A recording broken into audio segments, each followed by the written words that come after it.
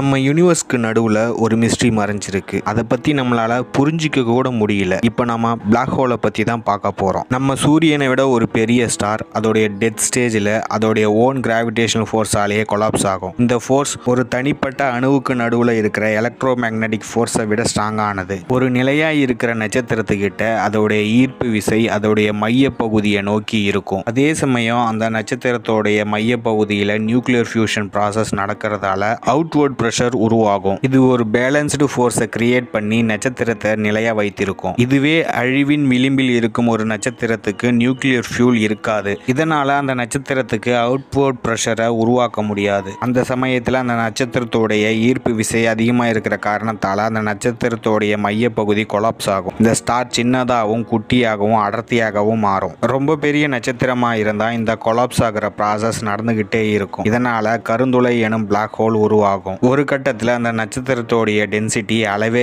இல்லாமல் கணிக்க முடியாத அளவு மாறும். அந்த பாயிண்டை தான் நாம சிங்குலாரிட்டி அப்படின்னு சொல்றோம். இந்த பிளாக் ஹோலுக்கு ஈர்ப்பு விசை ரொம்பவே அதிகம். எந்த ஒரு பொருள் உள்ள போனாலும் ஸ்பெகட்டிஃபிகேஷன் ஆகிடும். இந்த மாதிரி ஈவன் லைட்டால கூட பிளாக் ஹோல் கிட்ட இருந்து தப்பவே முடியாது. இப்பேற்பட்ட பண்புகள் இருக்கும் கருந்துளையை பிடிச்சி போனதால தான் உலகத்தின் மிகப்பெரிய பணக்காரர் டெக் ஜெயிண்ட் ஈலான் மஸ்க் அவருடைய ஆர்டிஃபிஷியல் இன்டெலிஜென்ட் கிராக்குக்கு பிளாக் ஹோலை ஆப் லாகோவா வச்சிருக்காரு. இந்த வீடியோ பிடிச்சிருந்தா லைக் பண்ணுங்க, ஷேர் பண்ணுங்க. இதே மாதிரி இன்னும் பல வீடியோக்கள் பார்க்கணும்னா நம்ம சேனலை மறக்காம சப்ஸ்கிரைப் பண்ணுங்க.